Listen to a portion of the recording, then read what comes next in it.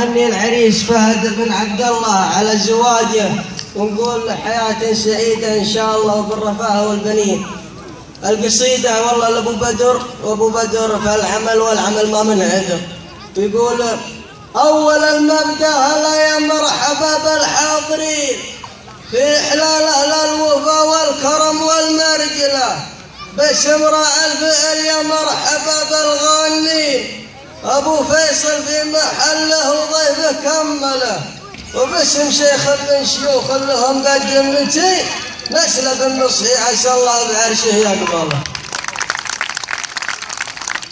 وباسم راعي الطيب والمرجله في كل حين، الكريم معز بالضيف فعله جمله، وابو سالم نفتخر به على طول السنين، شيخ وافي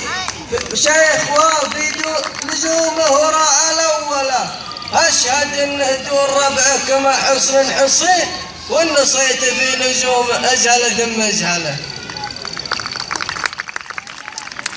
من ذوي حجاج قوم على تقوى ودين، الرجال اللي لهم فعل محد يجهله، قلتها وانا من رجال توفي كل دين، الوفا حنا هله والكرم حنا هله، وباسم شيخ الاد مدلش راعي المد الثمين، مهدي الاحرار والحر علي منزله،